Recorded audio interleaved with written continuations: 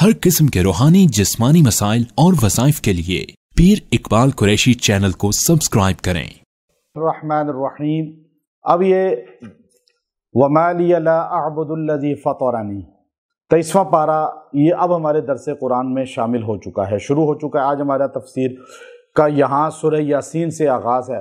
سورہ یاسین جو ہے یہ قرآن حکیم کا قلب ہے، دل ہے، اور نبی کریم علیہ السلام نے فرمایا کہ ہر چیز کا دل ہوتا ہے جو اس کی حیات ہوتی ہے، یعنی زندگی کا باعث ہوتی ہے، اور قرآن کا دل جو ہے وہ سورہ یاسین ہے۔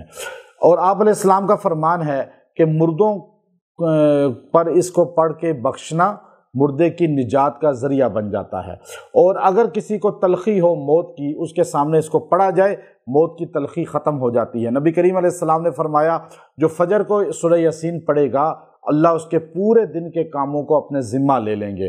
پھر ایک حدیث میں فرمایا جو صبح سورہ یاسین پڑھے گا رات تک اللہ اس کو خوشیاں دے گا، جو رات کو سورہ یاسین پڑھے گا صبح تک اللہ اسے راحت اور خوشیاں دے گا۔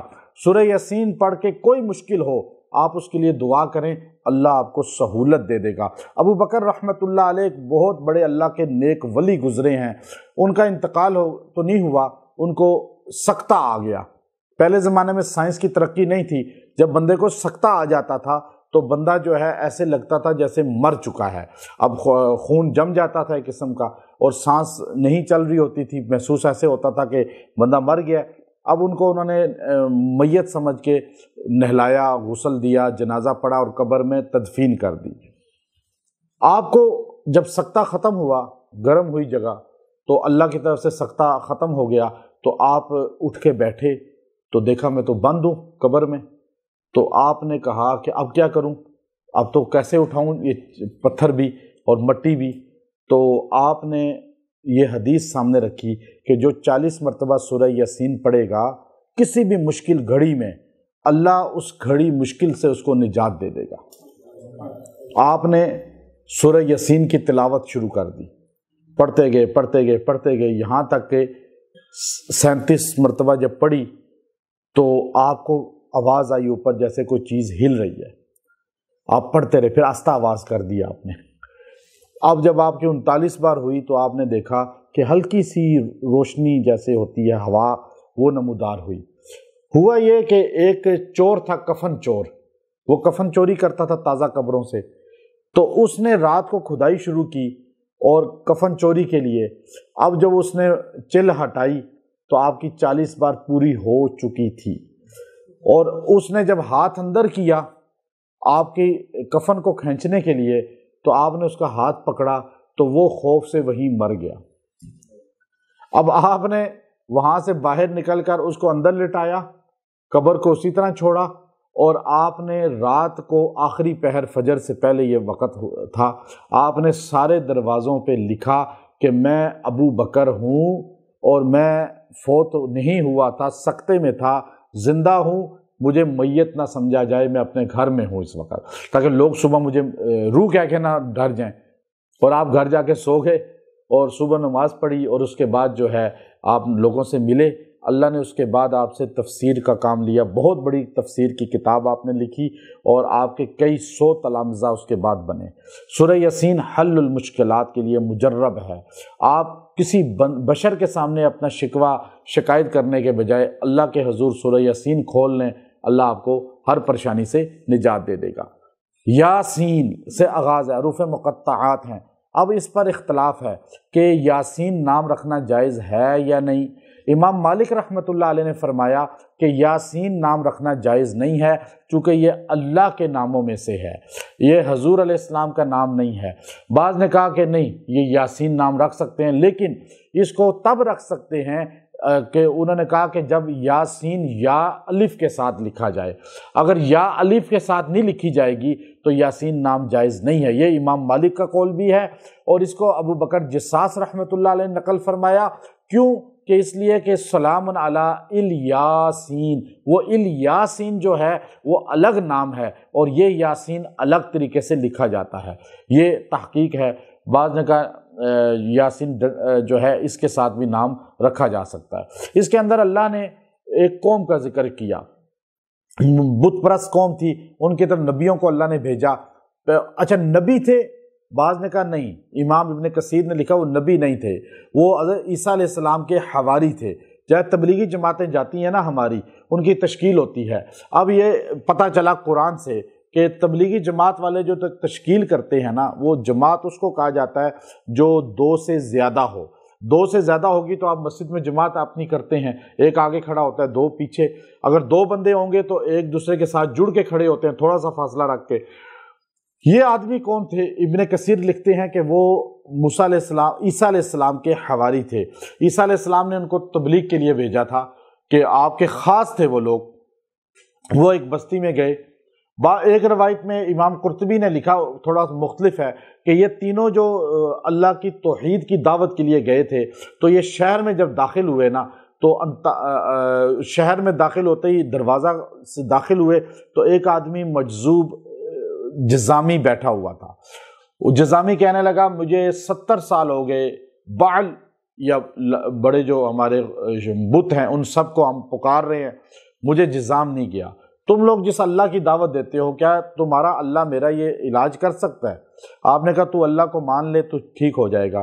اس نے کہا کہ تم پہلے مجھے ٹھیک کرو اپنے اللہ سے کہہ کر۔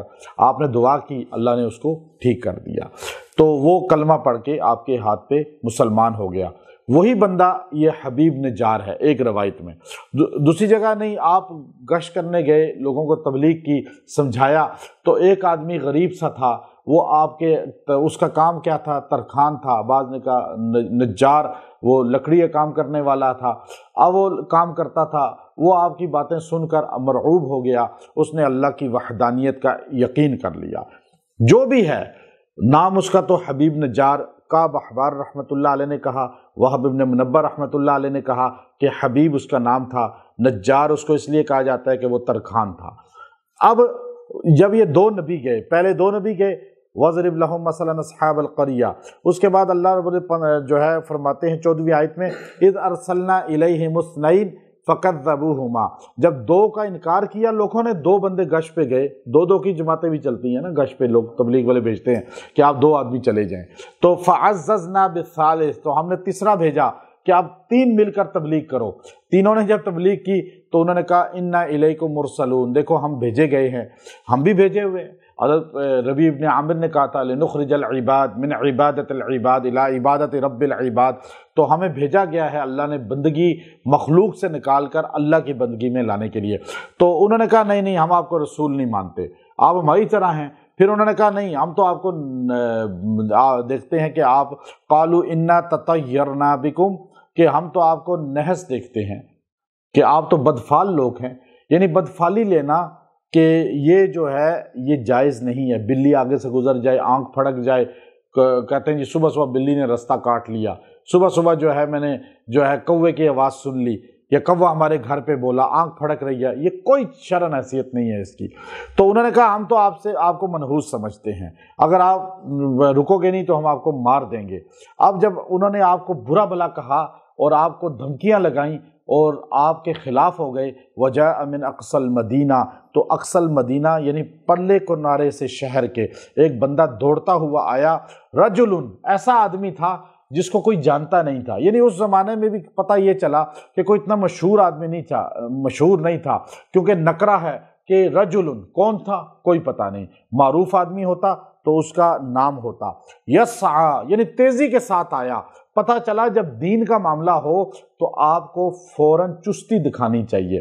لوگ سستی کرتے ہیں، اس کی چستی عرش والے کو اتنی پسند آئی کہ اس کے دوڑنے کے انداز کو بھی قرآن نے بیان کر دیا۔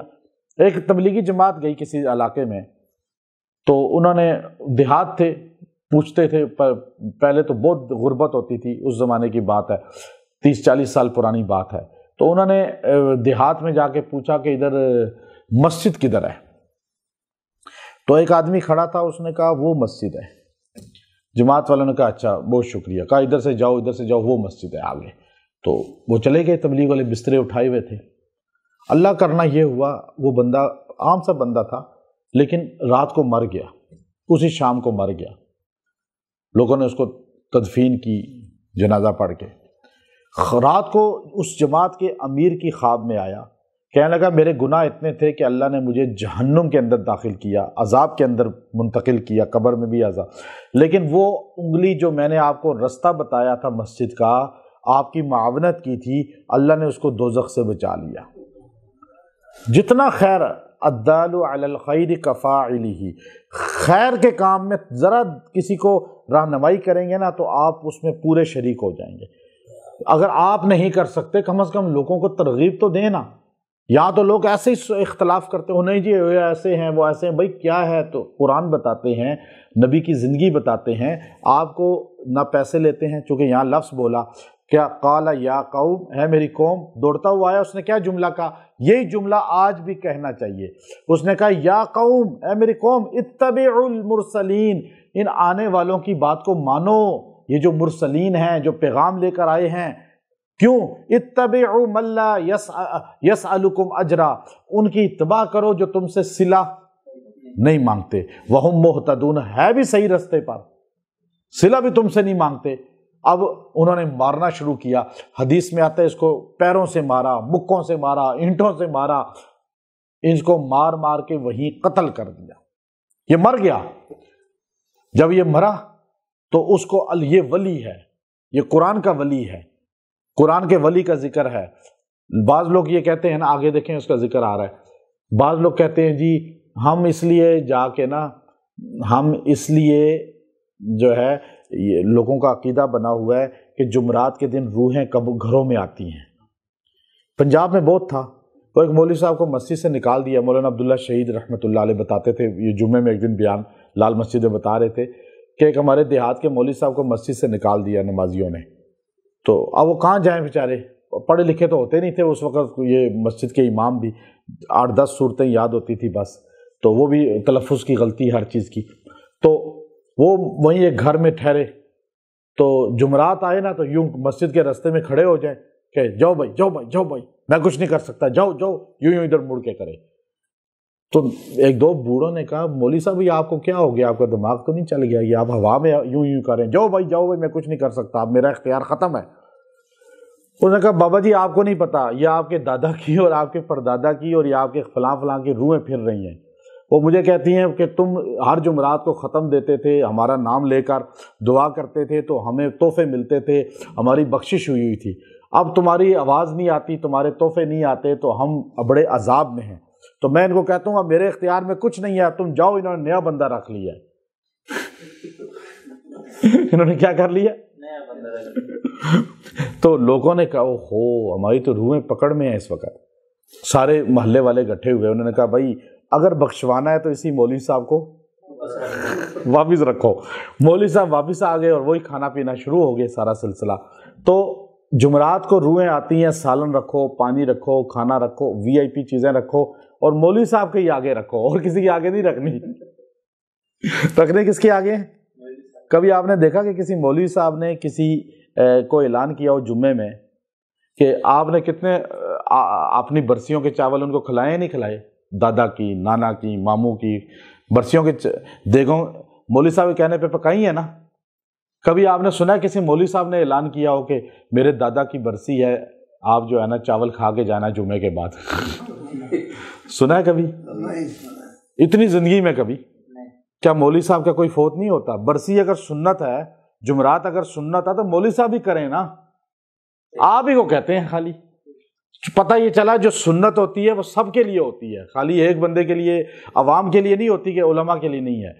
اب یہاں کہتے ہیں روحیں گھروں میں آتی ہیں، یہ عقیدہ باطل ہے۔ قرآن کا عقیدہ دیکھیں، قرآن کا عقیدہ اب سنیں یہ، اب دیکھیے نے کہا، اس نے کہا انی آمنت بربکم فاسمعون، سن لو میں تم پر ایمان لانے والا ہوں۔ پھر جب اس نے یہ جملہ کہا نا تائید کا، اس کو مارا، وہ مر گیا۔ اللہ نے کہا قیلا، اللہ کا فرمان ہوا ادخل الجنہ، چل جنت میں داخل ہو۔ یہ دنیا کا واحد بندہ ہے جس کا قرآن ذکر کر کے ہمیں بتا رہا ہے کہ یہ جنت میں چلا گیا، یہ اصل ولی ہے یا نہیں؟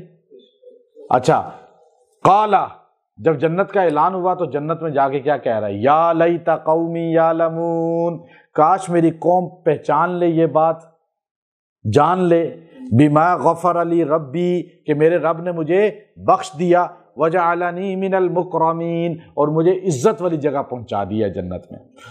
اب یا لیتا، ہائے افسوس، کاش، کاش کیوں کہہ رہا ہے؟ جا کے بتا کیوں نہیں دیتا جمعرات کے دن؟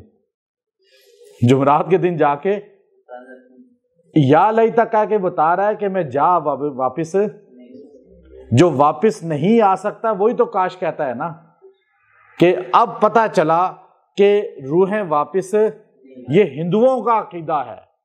مسلمان ہندوؤں کے ساتھ رہا تو وہ بھی یہ عقیدہ رکھنے شروع ہو گیا کہ جمعرات کو روحیں آتی ہیں۔ آپ تو روز دعا کریں، ہر روز دعا کریں، ہر لمحے دعا کریں، پتہ چلا روحیں واپس۔ اس کے بعد اللہ نے توحیدی سورج چاند کا ذکر یہاں کیا۔ سورج کی اللہ نے اور چاند کی اللہ نے ڈیوٹیاں لگائی ہیں۔ سورہ یاسین کے آغاز میں ان ڈیوٹیوں کا ذکر ہے۔ سورج اپنی ڈیوٹی سے ہلتا نہیں ہے، چاند اپنی ڈیوٹی سے ہلتا نہیں ہے۔ آج سورج ہی نہیں نکلا۔ کبھی ایسا ہوا کہ فجر کی نماز آج نہیں ہوگی جی، سورج نہیں نکل رہا، وہ بیمار ہو گیا ہے؟ ایسا نہیں ہوتا۔ چاند رات چاند نہیں آیا جی، چاند کے بعد ٹائم نہیں، کہیں اور اس کی مصروفیت تھی۔ اللہ کہتا ہے میں نے ان کو اتنا پابند کیا ہے کہ سورج چاند اپنی نوکری پر پورے ہیں، تم اپنی ڈیوٹی پر پورے نہیں ہو، ہمیں کہتا ہے اللہ۔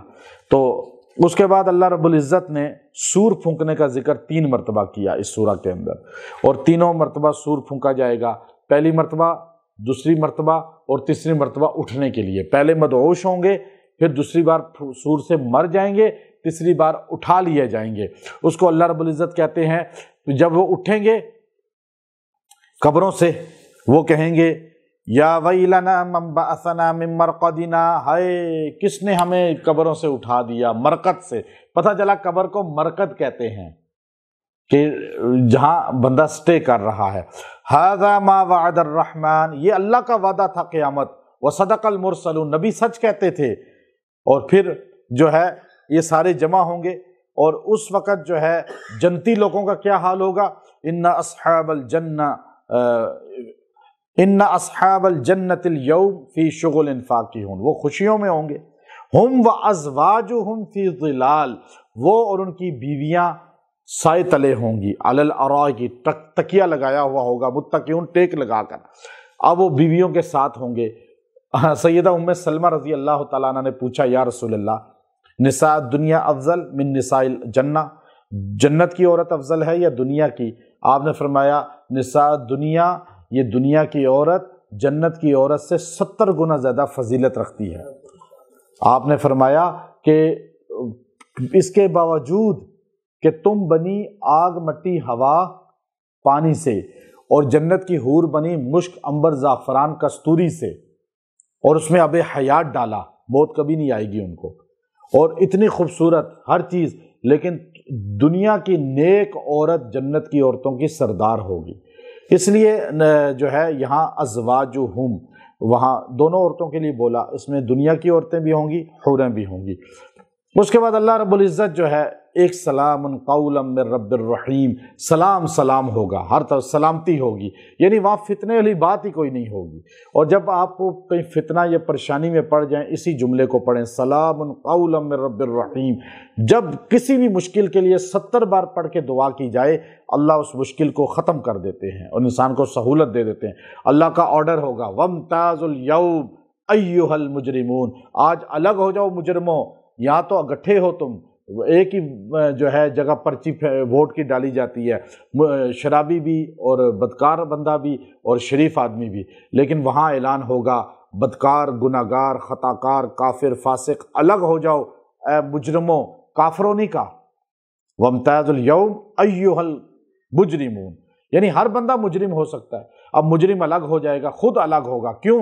اللہ رب العزت فرماتے ہیں کہ وہاں پر جو ہے وہ وہاں پر الیوم نختم علی افواہہم، اگلی آیت میں مہر لگ جائے گی زبان پر، منہ پہ مہر، منہ نہیں بول سکے گا، ہاتھ بولے گا، آنکھیں بولیں گی، پاؤں بولیں گے، اعضاء بولیں گے ہم سے یہ گناہ کرائے۔ جب یہ خود بولنا شروع ہوں گے تو بندہ پھر انکار ہی نہیں کر سکے گا، پہلے تو کہے گا جی میں نے کیا ہی نہیں، ہاتھ کہے گا ہاں ہاں مجھ سے یہ غلط کام کروائے، پاؤں کہے گا یہ غلط کام کروائے۔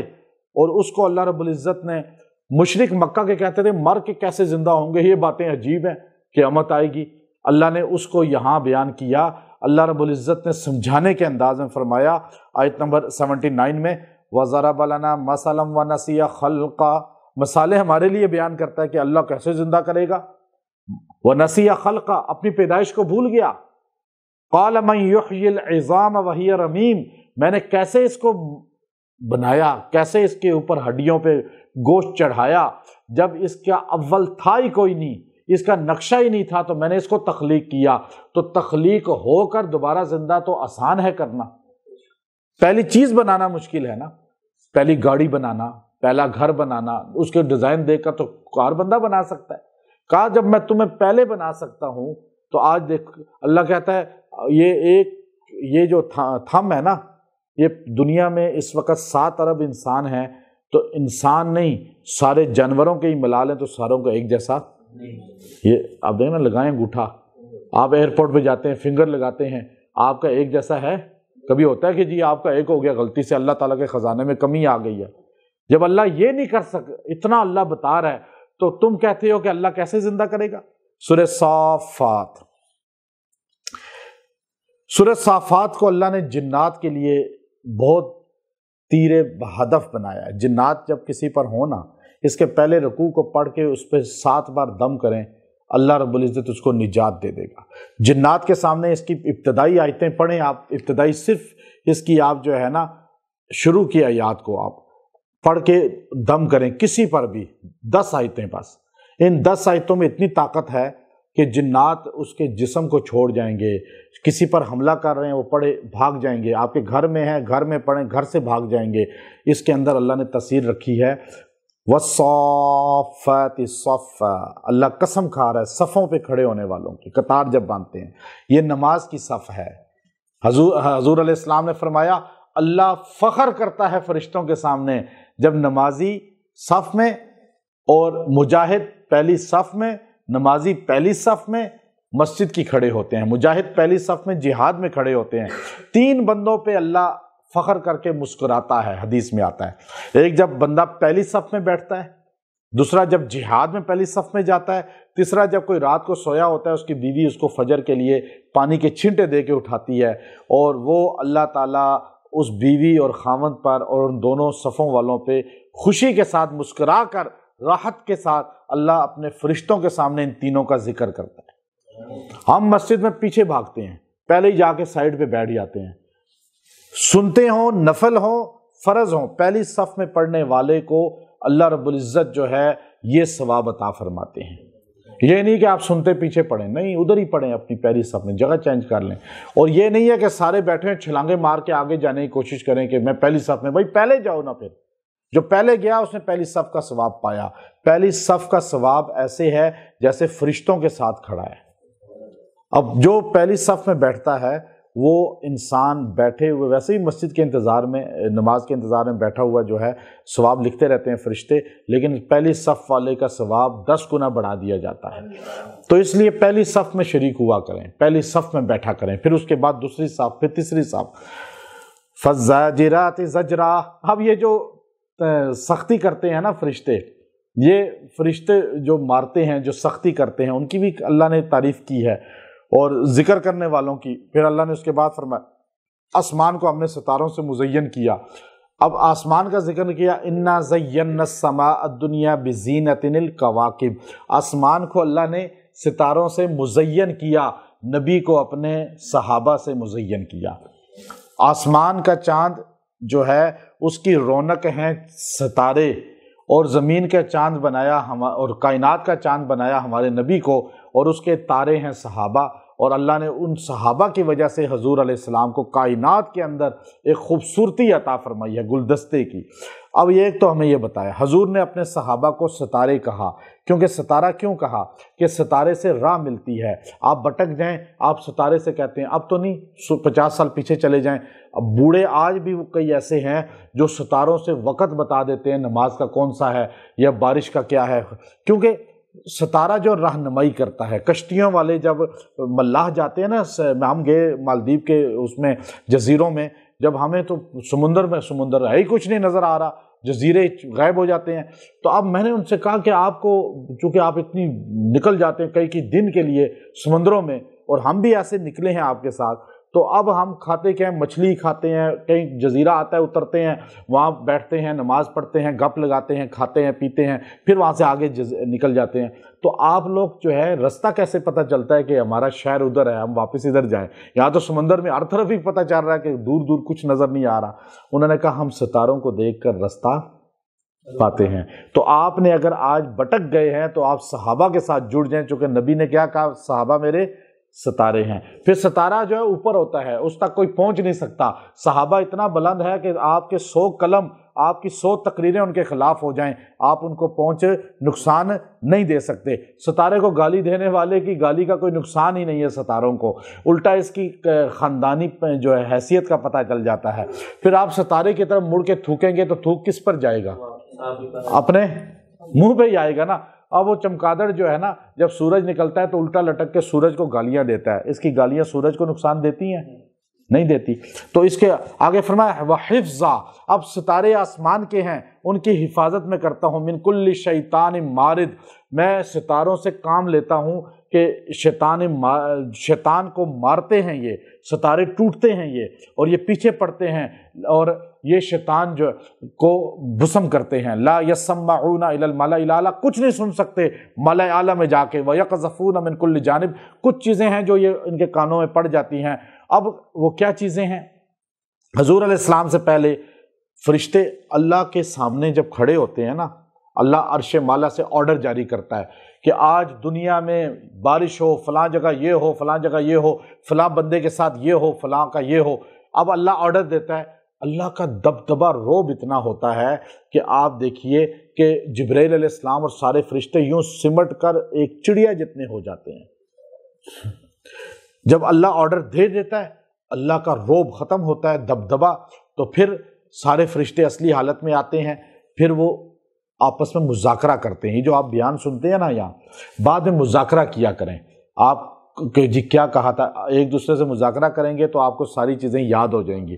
اب فرشتے کہتے ہیں جی اب بتاؤ اللہ نے کیا کہا، نیچے اترتے ہیں آسمان دنیا سے نیچے، وہاں آپس میں کرتے ہیں کیا کیا ڈیوٹی لگائی۔ تو سارے جب ایک دوسرے کو بتا رہے ہوتے تھے تو شیطان جنات نا یہاں سے اوپر جاتے تھے تو وہاں کان لگا کے کچھ چیزیں سن لیتے، یہ ہونے والا ہے۔ وہ اپنے قوم کو بتاتے تھے کہ مورگا والو، پنڈی والو، پاکستان والو، حکومت چینج ہونے والی ہے، یہ ہونے والی ہے، تو وہ کہتے تھے دیکھو جن کو غیب کی خبر ہے۔ تو اب یہ کام پہلے چل رہا تھا ہمارے نبی سے پہلے۔ جیسے ہی حضور آئے، یہ جب جنات اوپر جانے لگے تو علامہ بدر الدین حنفی رحمۃ اللہ علیہ نے احکام المرجان فی احکام الجان کے اندر لکھا کہ آپ جب اوپر جا رہے تھے تو اوپر سے ایک دم دم تار ستارہ، جسے اللہ نے کہا فَأَتْبَعَهُ شِهَابٌ ثَاقِبٌ، شہاب ثاقب اس کو کہتے ہیں۔ وہ ستارہ ٹوٹتا ہے نا، جو ہم کہتے ہیں ستارے ٹوٹے، یہ کنسپٹ پہلے یونان کا بھی تھا قبل مسیح میں بھی، کہ آسمان سے ستارے ٹوٹتے ہیں، وہ اینٹوں کی طرح الگ ہوتے ہیں، ان کی چھوٹے چھوٹے ٹکڑے یوں پھیل جاتے ہیں فضا میں، اور یہ ہوا میں ہی رہتے ہیں، زمین پہ نہیں آتے۔ یہ کچھ ٹکڑے کبھی کہیں گرتے ہیں، امریکہ کی کئی ریاستوں میں دیکھے گئے ہیں، لیکن اب وہ ستارے ہوا میں، اب یہ راکٹ چلایا نا سب سے پہلا، جب راکٹ فضا میں چھوڑا تو وہ ہوا میں جا کے گم ہو گیا۔ گم کدھر ہوا کہ وہ اسی ایک کشش ثقل ہے نا، اس میں وہ چکر کاٹنے شروع ہو گیا، وہ بھی اپنے مدار میں چلا گیا، غائب ہو جاتا ہے جب آپ راکٹ اوپر چھوڑتے ہیں۔ تو یہی ہوا، شیطان پہ آ کے ستارہ گرتا، وہ بھاگتے۔ تو انہوں نے کہا یہ کیا کوئی انقلاب آیا ہے۔ نصیبین سے بابل سے جنات کی ٹیم چلی اور وہ آخر تہامہ پہنچی، وہ نبی کریم علیہ السلام کو قرآن پڑھتے ہوئے دیکھا، اور انہوں نے قرآن سن کر کہا وَإِذْ صَرَفْنَا إِلَيْكَ نَفَرًا مِنَ الْجِنِّ يَسْتَمِعُونَ الْقُرْآنَ فَلَمَّا حَضَرُوهُ قَالُوا أَنصِتُوا فَلَمَّا قُضِيَ وَلَّوْا إِلَىٰ قَوْمِهِمْ مُنذِرِينَ يَا قَوْمَنَا إِنَّا سَمِعْنَا كِتَابًا أُنزِلَ مِن بَعْدِ مُوسَىٰ، کہا ایسی کتاب، یہ ایسی کتاب ہے جیسی موسیٰ کلیم اللہ پہ اتری تھی۔ وہ یہودی تھے وہ جن، اب وہ مسلمان ہو گئے۔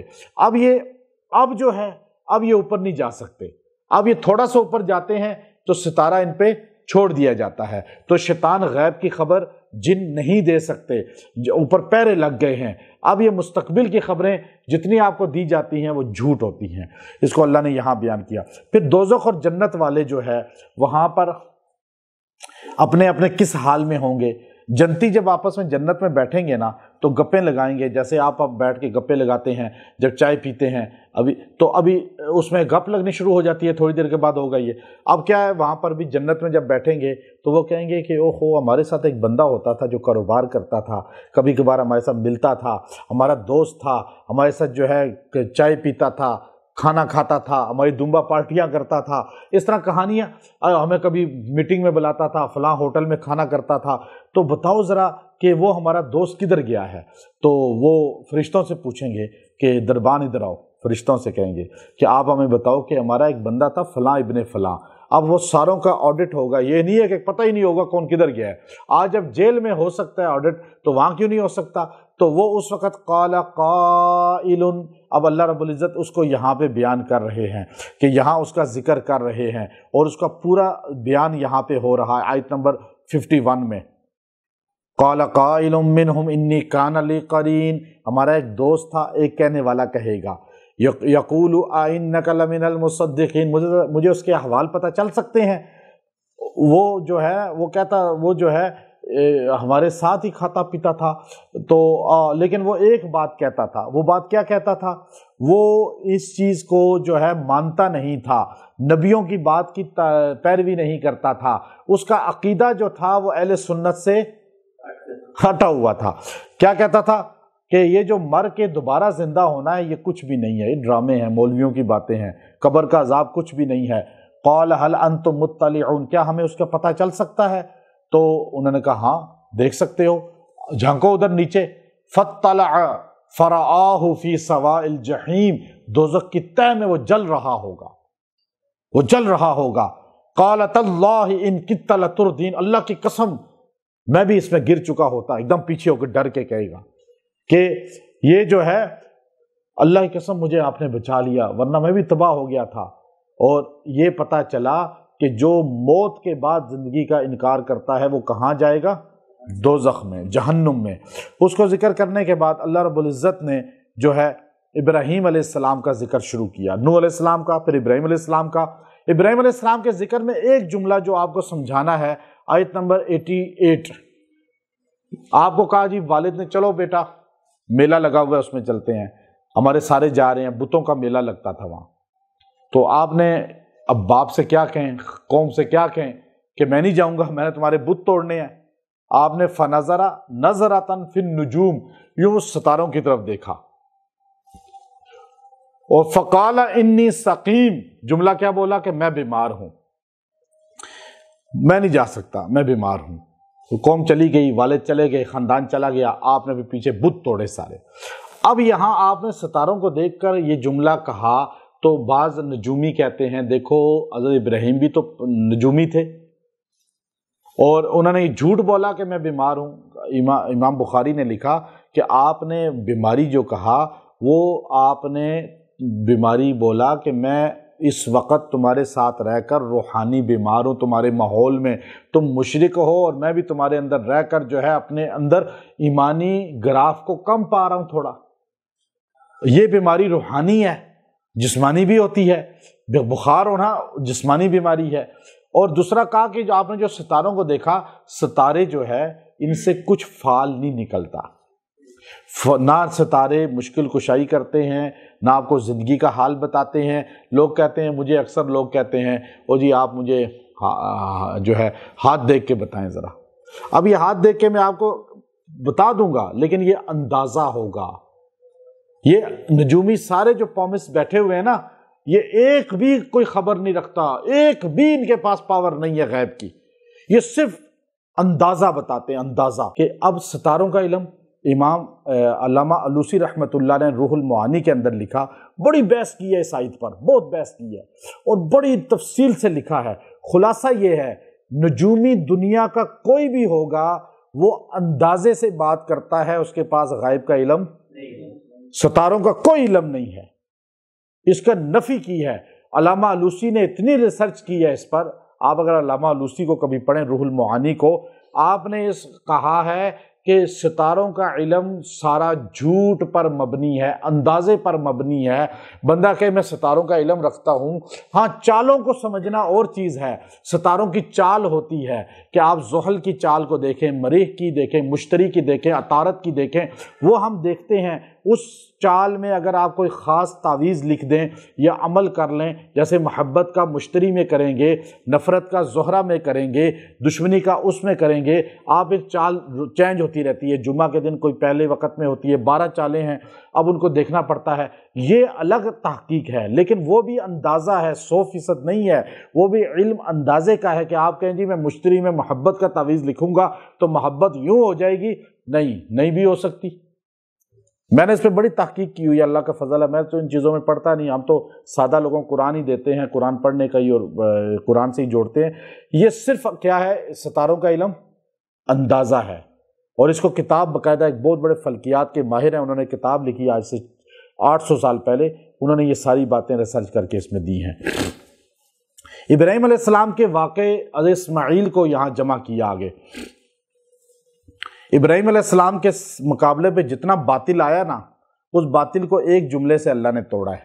آپ کے مقابلے پہ جتنے دشمن ہیں، حاسد ہیں، بغض والے ہیں، جتنا آپ کو نقصان پہنچانا چاہتے ہیں، اندر والے باہر والے، اپنے غیر، مرد عورت، جن انس، اور دنیا کے کسی خطے میں آباد ہے، وہ آپ کو نقصان پہنچانا چاہتا ہے۔ آپ یہ آیت پڑھیں، آپ دیکھیں گے پوری دنیا آپ کو نقصان دینا چاہے، آپ کے پیچھے لگ جائے، اور یہ ایک آیت ساروں کے لیے کافی ہے، اللہ ان سب کو پست کر دے گا، چونکہ ابراہیم علیہ السلام کے ساتھ اس کو جوڑا ہے۔ آپ واحد تھے دنیا میں اسلام والے، اور ساری کائنات آپ کی دشمن تھی۔ اللہ نے کہا یہ جملہ، یہ آیت کا حصہ دیکھیے، اللہ نے آیت اتاری، آیت نمبر 98 سورہ صافات، فَأَرَادُوا بِهِ كَيْدًا فَجَعَلْنَاهُمُ الْأَسْفَلِينَ، پس ان کے جتنے بھی وار تھے، ارادے تھے، جو بھی ان کے حربے تھے، وہ سارے کے سارے ہو گئے ختم، اور وہ سارے کے سارے فَجَعَلْنَاهُمُ الْأَسْفَلِينَ، سارے نیچے پاؤں میں آ گئے، نیچے پاؤں میں آ گئے، زیر ہو گئے۔ تو یہ آپ 70 بار پڑھ کے دعا کریں، آپ دیکھیں جب آپ کو مشکل آئے پڑھ کے دعا کر کے دیکھیں۔ آپ نے کہا وَقَالَ إِنِّي ذَاهِبٌ إِلَىٰ رَبِّ سَيَهْدِينِ رَبِّ هَبْ لِي مِنَ الصَّالِحِينَ، اے اللہ مجھے بیٹا دے دے۔ فَبَشَّرْنَاهُ، اللہ نے کہا میں نے بشارت دی کہ آپ کو بیٹا ہوگا۔ فَلَمَّا بَلَغَ، پس جب وہ بڑا ہو گیا، مَعَ السَّعْيَ، دوڑنے لگا، 4-5 سال کا ہو گیا۔ قَالَ يَا بُنَيَّ، آپ نے کہا میرے بیٹے، انی اَرَىٰ فِی الْمَنَامِ، میں دیکھتا ہوں اپنی خواب میں، انی اذبحک، کہ میں تجھے ذبح کر رہا ہوں۔ فانظر ماذا ترى، اب بتا تو میں کیا کروں۔ باپ بیٹے سے پوچھ رہا ہے، نبی اپنے بیٹے سے پوچھ رہا ہے۔ اگر آج کسی بیٹے سے پوچھا جائے تو وہ کیا کہے گا؟ نماز ہی نہیں پڑھتا، بچے کو دین سے ہی دور رکھا ہوا ہے۔ جب بچے کی تربیت ماں کی گود سے شروع ہوتی ہے تو بچہ یہ جواب دیتا ہے جو اسماعیل علیہ السلام نے اپنے باپ کو دیے۔ نہ کسی مدرسے گئے، نہ اسکول گئے، نہ کسی ٹیچر کے پاس بیٹھے، نہ قاعدہ پڑھا کسی سے، ماں کی گود نے پہلی تربیت کی ہے۔ اسی کو علامہ اقبال نے لکھا ہے کہ ماں کی گود پہلی تربیت گاہ ہے۔ جب مائیں بچوں کی تربیت کرتی ہیں تو بچہ 4 سال 5 سال کا بھی ایسے بولتا ہے۔ جب آپ نے پوچھا فانظر ماذا ترى، بیٹا بتا اب میں کیا کروں، قال، بیٹا ایک دم بولا، یا ابتی، اے میرے ابا جان، افعل، آپ وہ کریں، ما تؤمر، جس کا آپ کو اللہ نے حکم دیا ہے۔ بیٹا کیا کہہ رہا ہے؟ جو اللہ نے۔ آج کوئی بچہ ہے ایسا؟ مائیں جب نہیں ہے ایسی، تربیت نہیں ہے ایسی، بچوں کی تربیت کریں، یہ بچے آپ کی نجات کا ذریعہ بن جائیں گے۔ دین کا ماحول دیں۔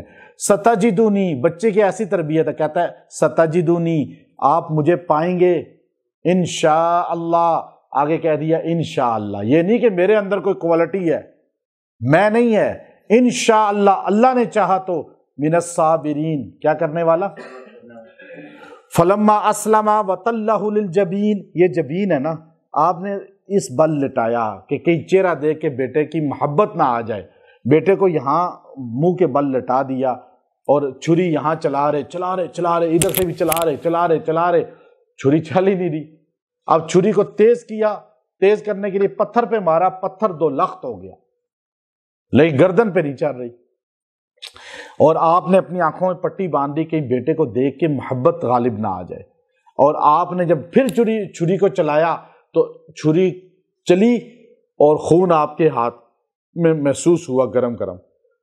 وَنَادَيْنَاهُ أَن يَا إِبْرَاهِيمُ، آواز آئی اے ابراہیم، قد صدقت الرؤیا، تو نے یقیناً اپنا خواب سچا کر دکھایا، اِنَّا كَذَلِكَ نَجْزِي الْمُحْسِنِينَ، إِنَّ هَذَا لَهُوَ الْبَلَاءُ الْمُبِينُ، یہ اصل آزمائش تھی بڑی۔ وَفَدَيْنَاهُ بِذِبْحٍ عَظِيمٍ، ہم نے دمبا جنت سے لا کے وہاں ذبح کرا دیا، اسماعیل کو اللہ نے بچا لیا۔ وَتَرَكْنَا عَلَيْهِ فِي الْآخِرِينَ، یہ بعد والوں کے لیے بہت بڑی نصیحت ہے، نشانی ہے۔ سلام علی ابراہیم، سلام تب آیا جب قربانی دی، اور ہم سلام اللہ کا لینا چاہتے ہیں مدد بغیر کسی قربانی کے۔ اور پھر اللہ رب العزت نے فرمایا کہ اب جو ہے آپ کو میں بشارت دیتا ہوں دوسرے بیٹے اسحاق کی بھی، اور پھر ایسا اسحاق آپ کو ملے گا کہ اس سے نسل چلے گی، تذکرہ آپ کا عام ہوگا۔ 70,000 نبی اسماعیل علیہ السلام کی اسحاق علیہ السلام کی اولاد میں آئے، اور اسماعیل علیہ السلام کی اولاد میں محمد عربی صلی اللہ علیہ وسلم کو اللہ نے بھیجا۔ اس کے بعد سلام علی موسیٰ و ہارون، سلام علی موسیٰ و ہارون، یہ اللہ نے ذکر کیا۔ سلام علی موسیٰ و ہارون، یہ جملہ بڑا طاقت والا ہے۔ جادو کے توڑ کے لیے آپ اس کو پڑھیں، چونکہ سامری کو توڑا موسیٰ علیہ السلام نے، ہارون علیہ السلام نے۔ سامری جادوگروں کا باپ کہلاتا ہے، سلالہ میں قبر ہے اس کی۔ تو اللہ نے فرمایا سلام علی موسیٰ و ہارون، جادو کے توڑ کے لیے اس کو 70 بار دم کر کے پیے گا، جادو ہڈیوں سے بھی نکل جائے گا۔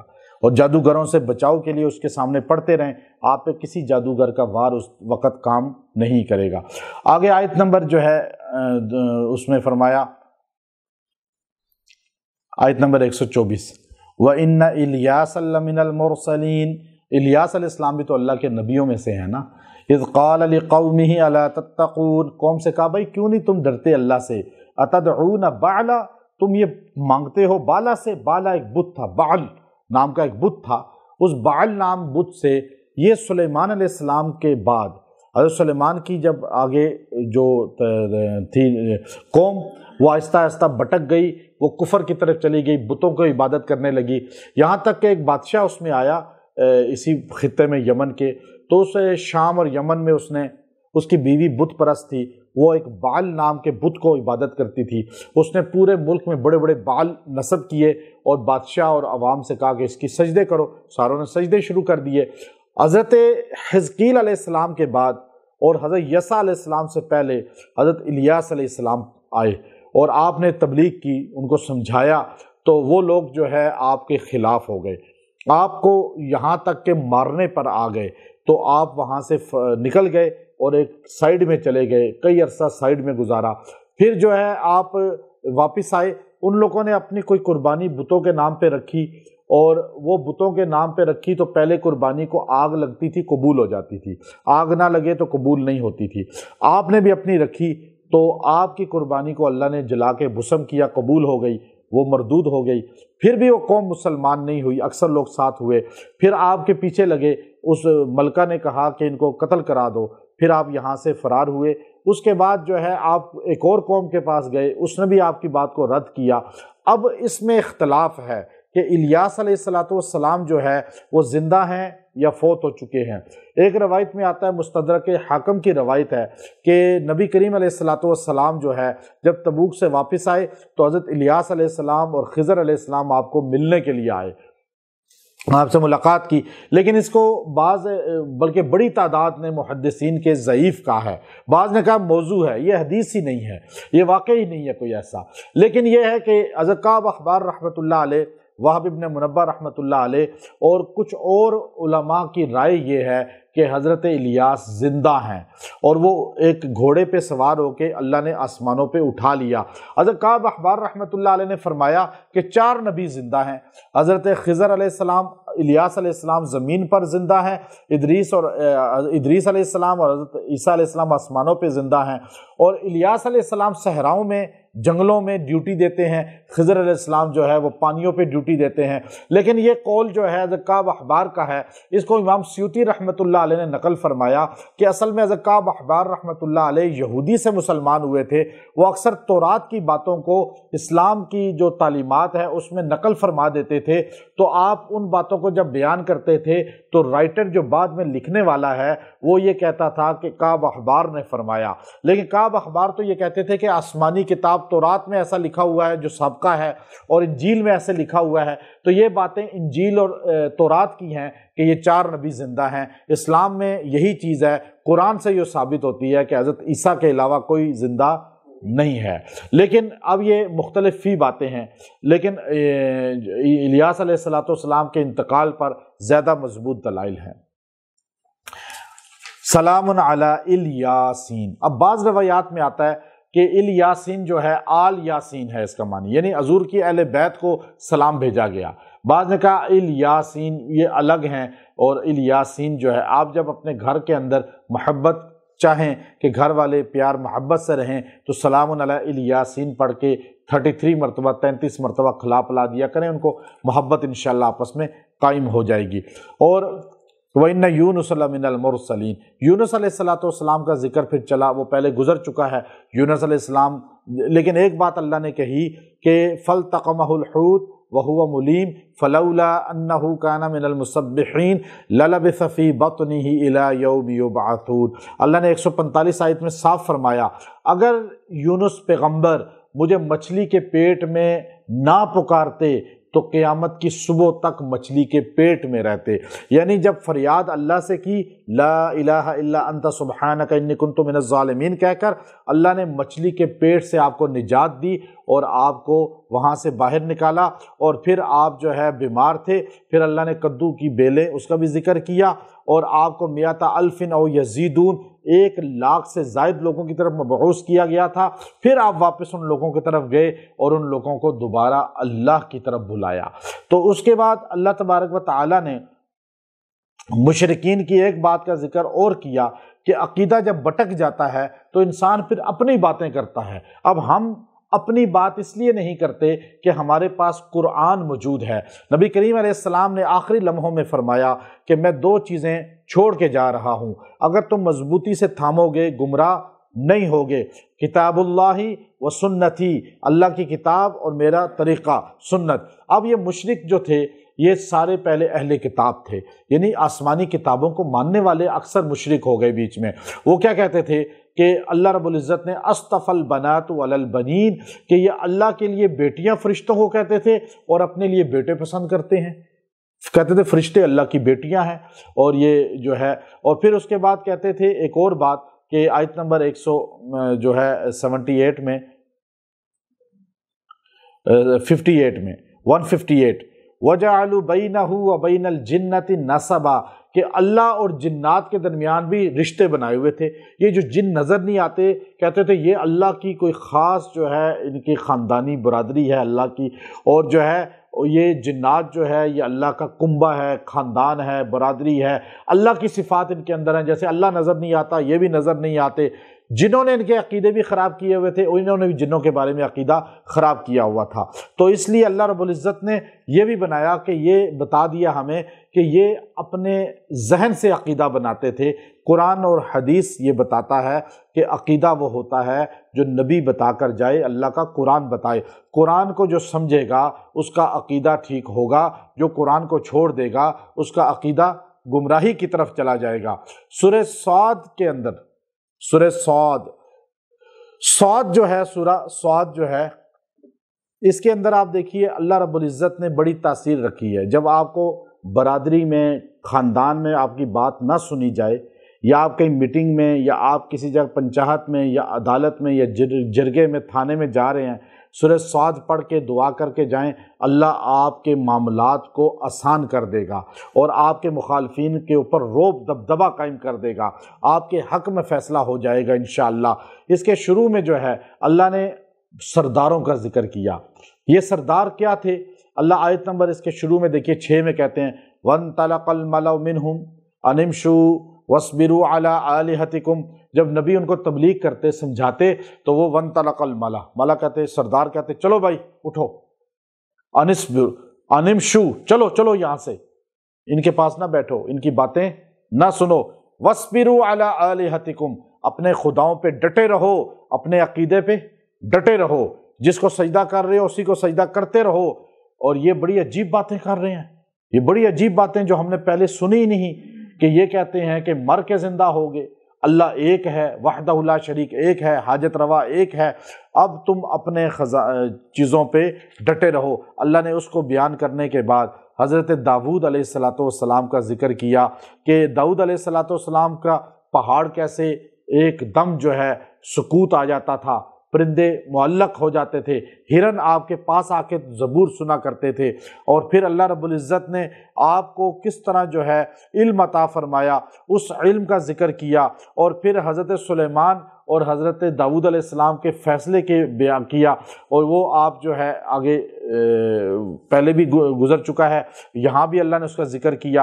اور اس کے بعد اللہ تبارک و تعالی نے داؤد علیہ السلام کو خلیفہ بنایا، خلیفۃ اللہ، داؤد خلیفۃ اللہ۔ اس کو اللہ آیت نمبر 26 میں کہتا ہے یا داؤد انا جعلناک خلیفۃ فی الارض، اے داؤد ہم نے آپ کو خلافت دی زمین میں خلیفہ بنایا۔ فاحکم بین الناس بالحق، اب لوگوں میں انصاف کے ساتھ فیصلہ کرنا، حاکم کا کام ہے انصاف اور عدل سے فیصلہ کرنا۔